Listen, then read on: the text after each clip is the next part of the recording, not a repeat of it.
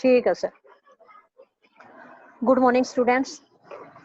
बेटा हमारा ये 4th लेसन कई दिन से चला हुआ है, युगों का दौर।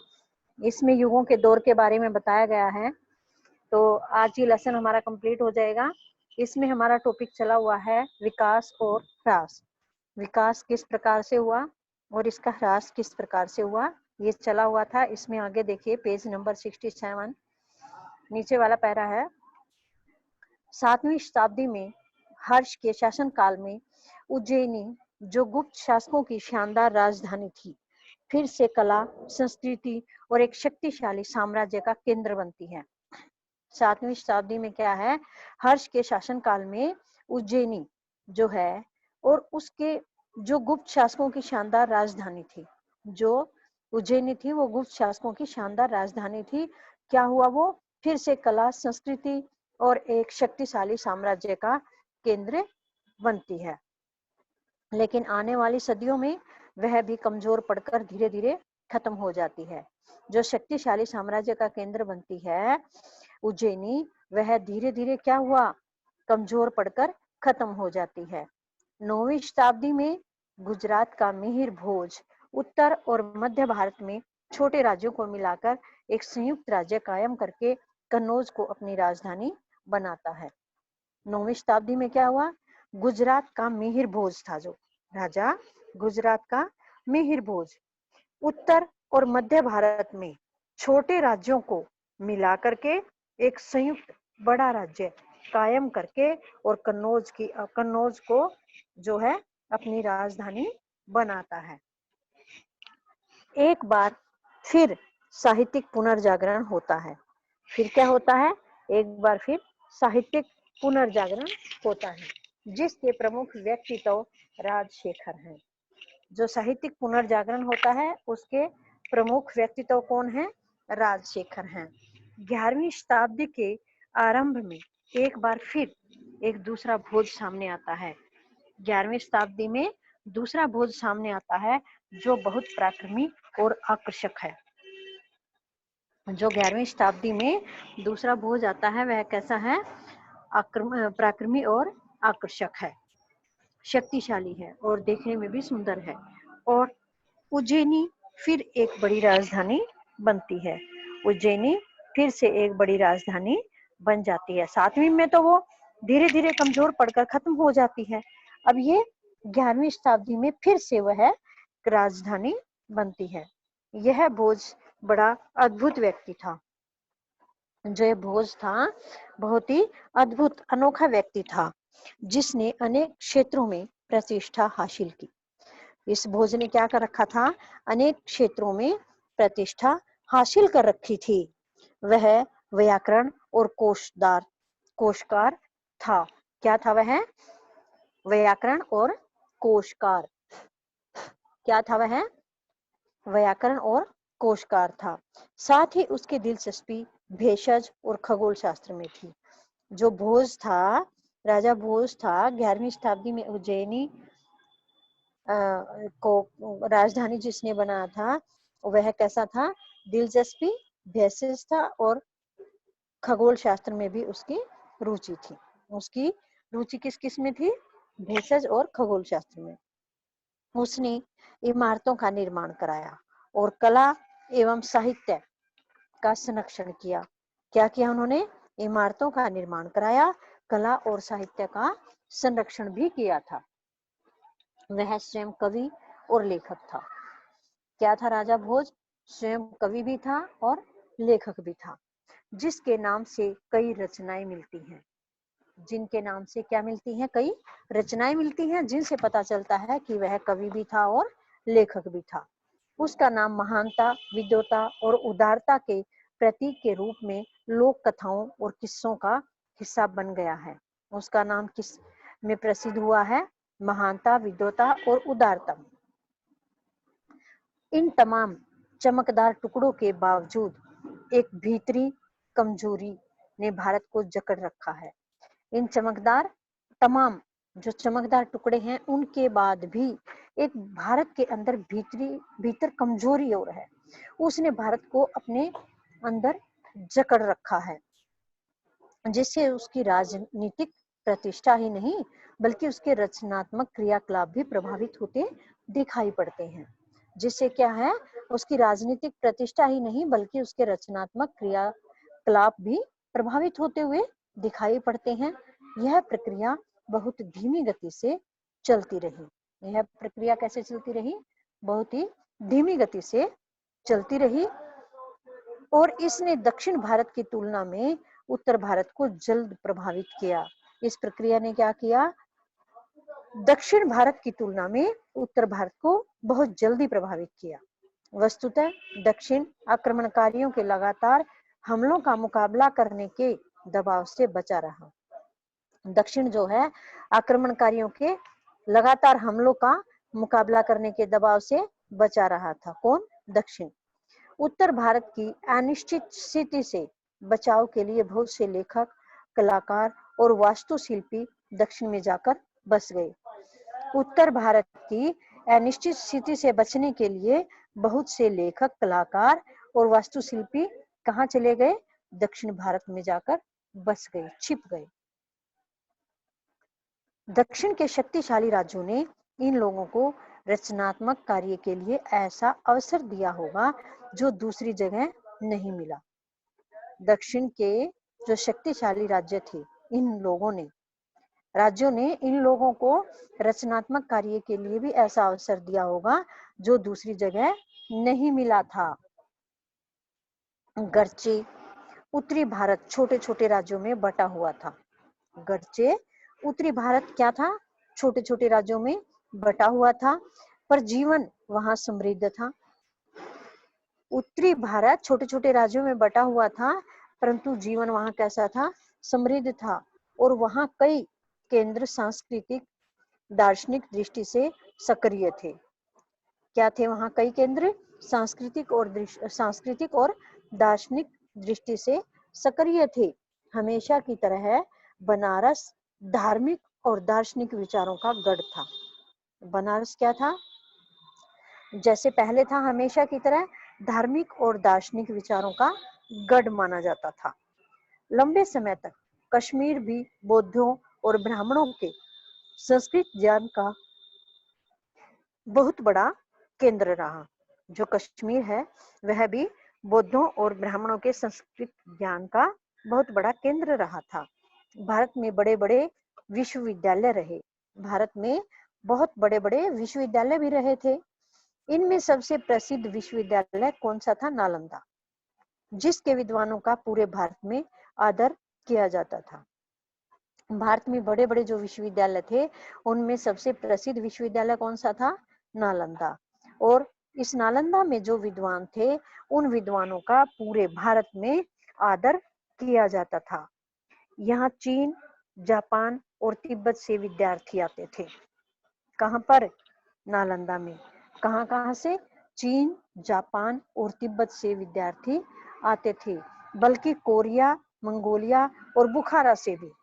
चीन, जापान, तिब्बत से तो आते ही आते थे, बल्कि कोरिया, मंगोलिया और बुखारा से भी यहाँ पर विद्यार्थी पढ़ने के लिए आते थे, क्योंकि यहाँ के जो विद्वान थे पूरे भारत में जाने जाते थे। धार्मिक और दार्शनिक विषयों के अलावा दूसरे विषयों की भी शिक्षा दी जाती थी। धार्मिक और दार्शनिक विषयों यानी बौद्ध और ब्राह्मण दोनों के अनुसार ही यहाँ पर दूसरे विषयों की भी शिक्षा दी जाती थी। इनकी तो दी जाती थी बौद्ध और ब्राह्मण के बारे में तो, लेकिन इसके अलावा दूसरे विषयों की भी शिक्षा यहाँ पर दी जाती थी। कला और वास्तुशिल्प के विभाग थे। किसके विभाग थे यहाँ? कला और वास्तुशिल्प के विभाग थे यहाँ पर। वैद्यक का विद्यालय था। क्या था? वैद्यक का विद्यालय था। कृषि विभाग था, डेयरी फार्म था और पशु थे।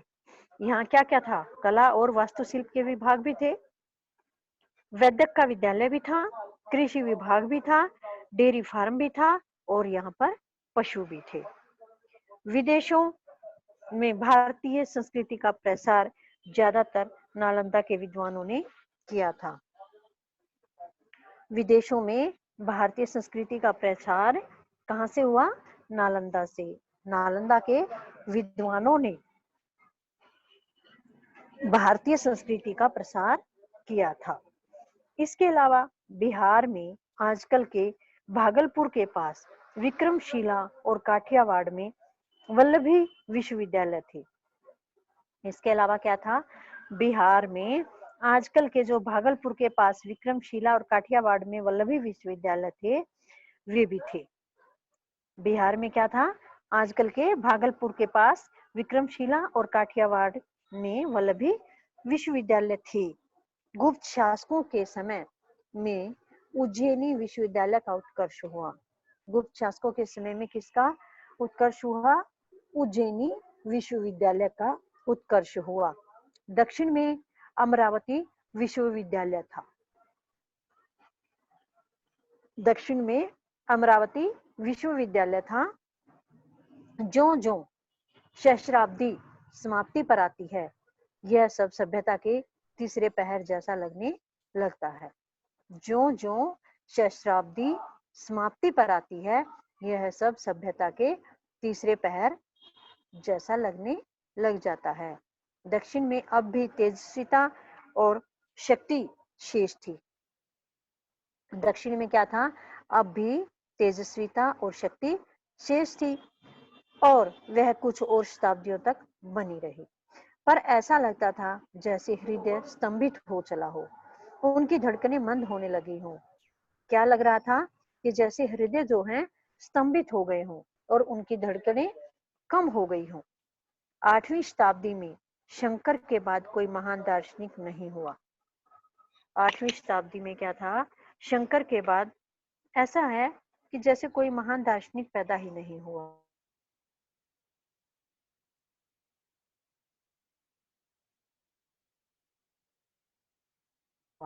शंकर भी दक्षिण भारतीय, शंकर क्या थे? दक्षिण भारतीय थे। ब्राह्मण और बौद्ध दोनों धर्मों का ह्रास होने लगता है। ब्राह्मण और बौद्ध धर्मों दोनों का ह्रास होने लगता है। पूजा के विकृत रूप सामने आने लगते हैं।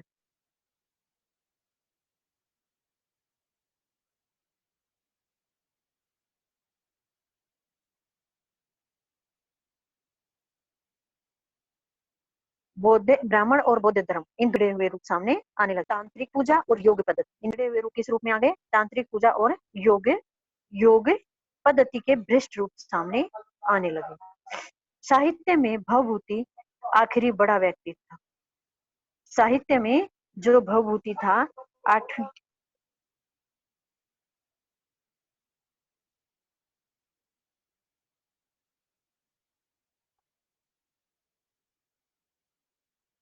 8वीं शताब्दी के अंदर था। आखिरी बहुत बड़ा भास्कर द्वितीय का है। सनी आखिरी बड़ा नाम किसका है? भास्कर द्वितीय का है। कला में ईस्वी वी हेवल के अनुसार, कला में ईस्वी नहीं है, ई वी हेवल के अनुसार 7वीं या 8वीं शताब्दी से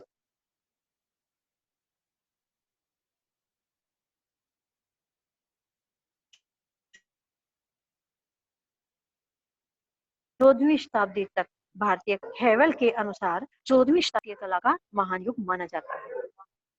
यही समय यूरोप में गाथिक कला के चरम विकास का समय था।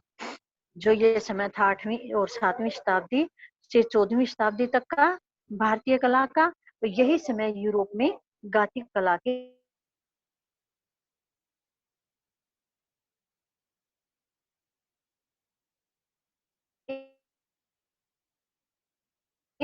चरम विकास का भी समय माना जाता था।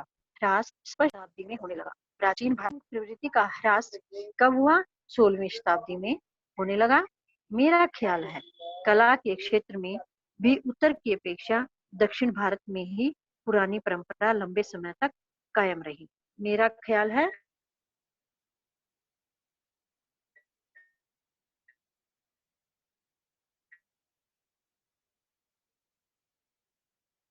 लेखक का कहना है, लेखक कौन है? मेरा ख्याल है कि कला की अपेक्षा पुरानी परंपरा ज्यादा लंबे समय तक कायम रही थी। उत्तर की अपेक्षा दक्षिण भारत में पुरानी परंपरा कितने समय रही?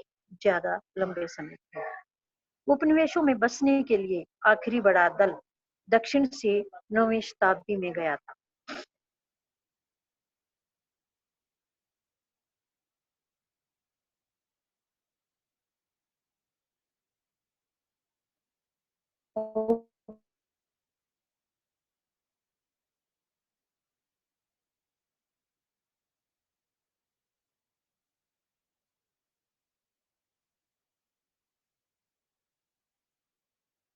वंशी बने रहे। क्या हुआ? तब तक एक बड़े समुद्री प्राप्त नहीं की, तब तक वे बड़ी समुद्री शक्ति बने रहे थे। समय के साथ भारत क्रमशः अपनी प्रतिभा और जीवन शक्ति को खोता जा रहा था। समय के साथ साथ भारत जो है अपनी प्रतिभा को और जीवन शक्ति को खोता जा रहा था। यह प्रक्रिया बहुत धीमी थी। यह प्रक्रिया कैसी थी? बहुत ही धीमी थी और कई सदियों तक चलती रही। इसका आरंभ उत्तर में हुआ और अंत दक्षिण में। इसका आरंभ कहाँ हुआ था?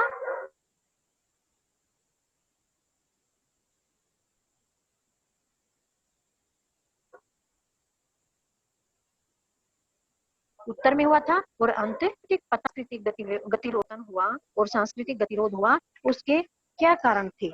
राधा कृष्णन का कहना है कि भारतीय दर्शन ने अपनी शक्ति राजनीतिक स्वतंत्रता के साथ खो दी थी। जो राधा कृष्णन थे उन्होंने कहा है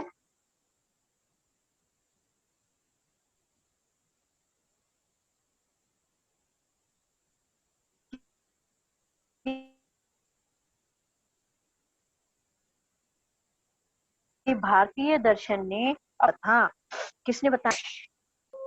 यह सही है कि राजनीतिक स्वतंत्रता खो जाने से सांस्कृतिक ह्रास अनिवार्य रूप से शुरू हो जाता है। यह तो सही है, आप जानते ही हैं कि राजनीतिक जब स्वतंत्रता खो जाती है तो उसके बाद सांस्कृतिक ह्रास तो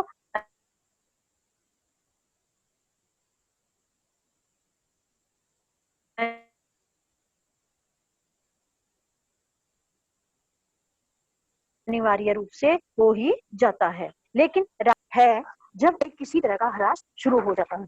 लेकिन राजनीतिक स्वतंत्रता तभी छिपी है जब उससे पहले किसी तरह का ह्रास शुरू हो जाता है।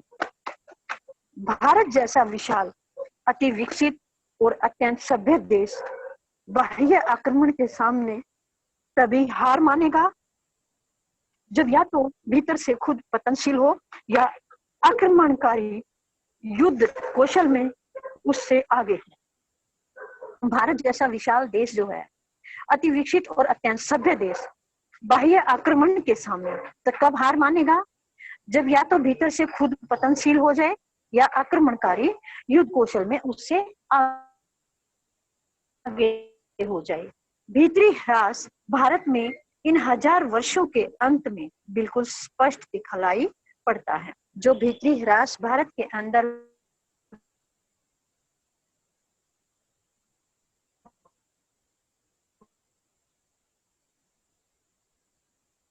हुआ, इन 1000 वर्षों हर सभ्यता के जीवन में, पर भारत ने उनसे बचकर नए सिरे से अपना कायाकल्प कर दिया।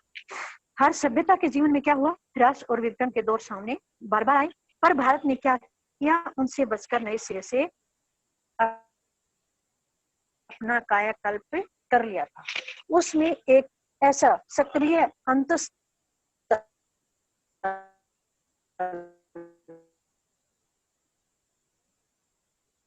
रहा जो नए समय से अपना विकास करता रहा। कुछ भिन्न होकर भी उसके साथ गहरा संबंध बना रहा।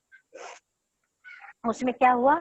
एक ऐसा सक्रिय अंतस्थल रहा था जो नए संपर्कों से अपने को हमेशा ताजा रूप देकर फिर से अपना विकास करता रहा और कुछ इस रूप में कि अतीत से भिन्न होकर भी उसके साथ गहरा संबंध बना रहा। भारत में हमेशा से व्यवहार में रूढ़िवादिता और विचारों में विस्फोट का विचित्र संयोग रहा है। भारत में क्या रहा है? व्यवहार के अंदर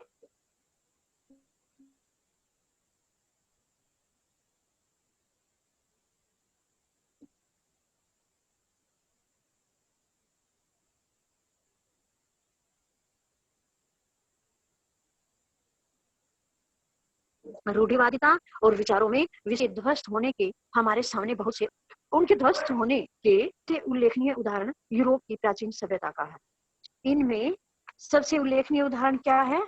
यूरोप की प्राचीन सभ्यता का है, जिसका अंत रोम के पतन के साथ हुआ। पुराना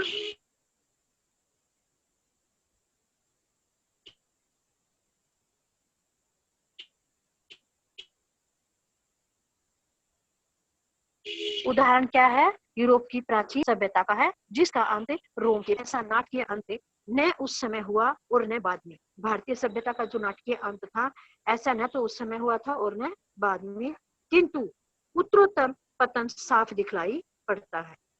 परंतु उत्तरोत्तर मतलब बाद में पतन साफ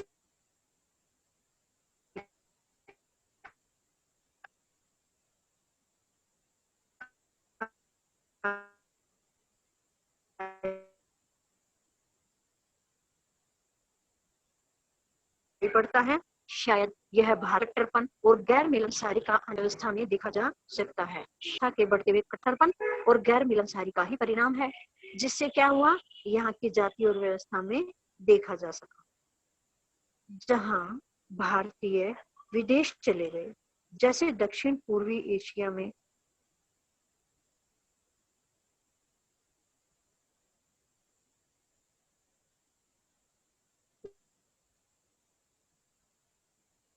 वहां उनकी मानसिकता रीति रिवाज नहीं पड़ती। जहां भारतीय दक्षिण पूर्वी एशिया में चले गए, वहां उनकी मानसिकता का पता चलता है, रीति रिवाज का पता चलता है, और व्यर्थ और अर्थव्यवस्था में किसी में इतना कट्टरपन दिखलाई नहीं पड़ता है।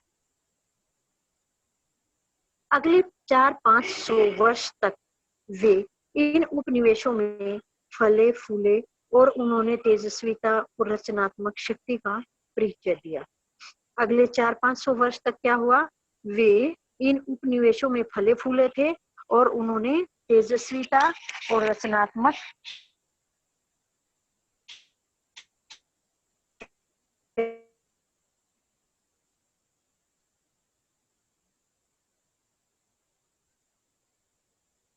शक्ति का परिचय भी दिया था। की रचनात्मकता को नष्ट कर दिया। सारी की भावना ने उनकी रचनात्मकता को नष्ट कर दिया था। जीवन निश्चित चौखटों में बट गया था। जीवन किस में बट गया? निश्चित चौखटों में बट गया था, जहां हर आदमी का धंधा स्थायी और नियत हो गया। जीवन किस में बट गया था?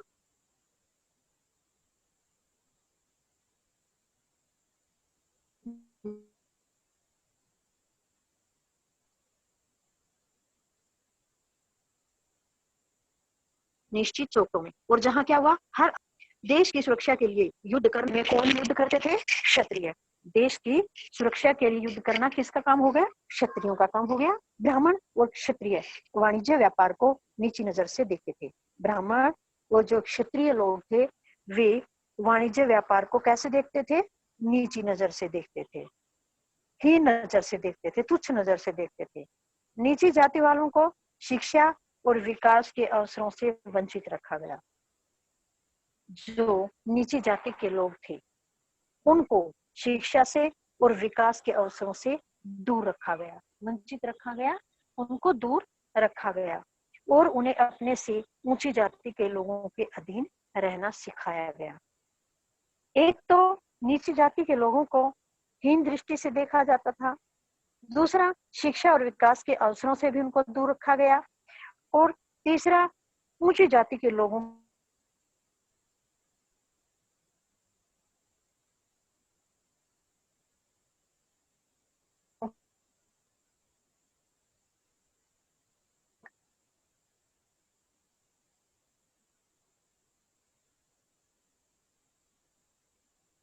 के अधीन उनको रहना सिखाया गया। ढांचे ने भारतीय सभ्यता को क्या किया था? अद्वितीय दी और उन्हें एकजुट किया। लेकिन यह बात बृहत्तर एकता और विकास के लिए बाधक हुई। भारत के सामाजिक ढांचे ने भारतीय सभ्यता को तो अद्भुत अनोखी दृढ़ता प्रदान की थी, और उसने गुटों को भी शक्ति दी और उन्हें इकट्ठा किया।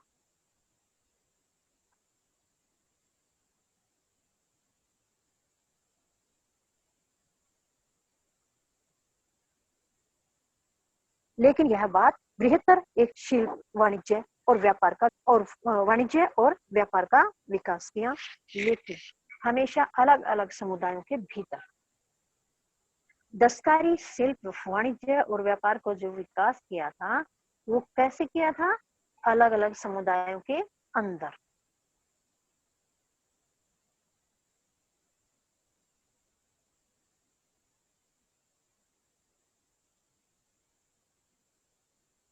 अलग अलग समुदायों के अंदर विकर्णी बन गई थी और नए ढंग के प्रवृत्ति पैदा हो गई। इस तरह क्या हुआ? खास ढंग के धंधे तो पुश्तैनी बन गई, मतलब पूर्वजों के द्वारा चलाए हुए बन गए, पुश्तैनी धंधे बोले जाते हैं हमें। और नए ढंग के कामों से बचने के लिए और पुरानी लकीर पीट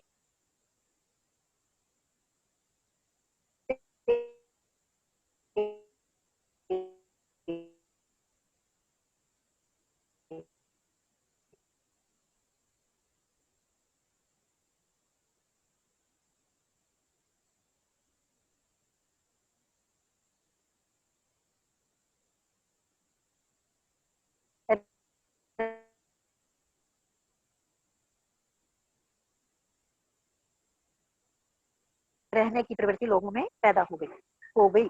इससे बड़ी संख्या में लोगों ने स्थायी रूप से समाज की सीढ़ी से क्या हुआ? बड़ी संख्या में लोग समाज की सीढ़ी में नीचा दर्जा देकर के मूल्य चुका दिया गया था। इसी कारण हर तरफ ह्रास हुआ। इसी कारण क्या हुआ था? हर तरफ ह्रास हुआ, यानी पतन हुआ, विचारों में, दर्शन में, राजनीति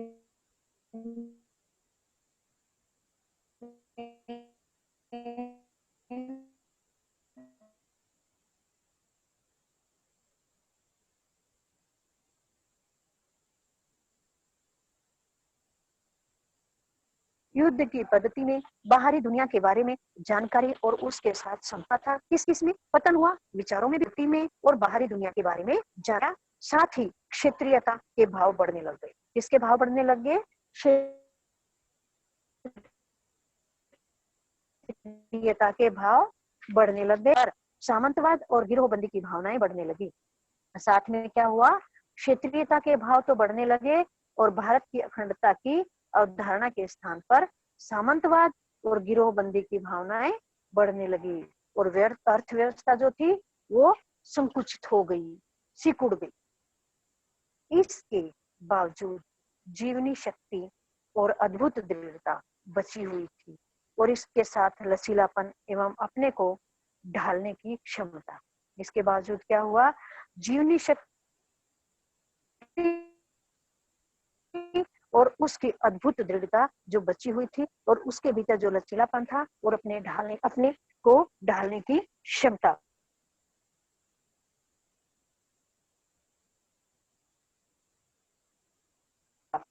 थी, वह भी कमजोर हो गई।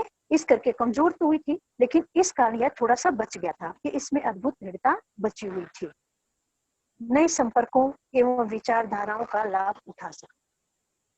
नए संपर्कों और विचारधाराओं का लाभ इन्होंने उठाया और कुछ दिशाओं में प्रगति भी कर सका, लेकिन यह प्रगति अतीत के बहुत से अवशेषों से जकड़ी रही और बाधित हुई। कुछ नए संपर्कों और विचारधाराओं का लाभ उठाया गया और कुछ दिशाओं में प्रगति भी की गई, लेकिन यह प्रगति जो थी अतीत के बहुत से अवशेषों से जकड़ी भी रही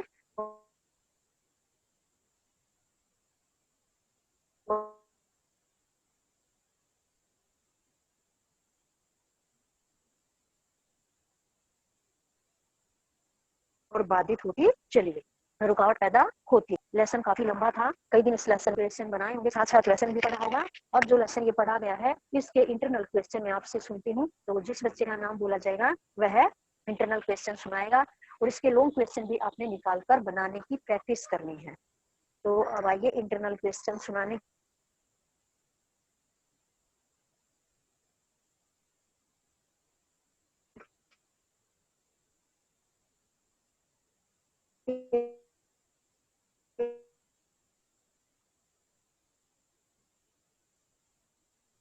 के लिए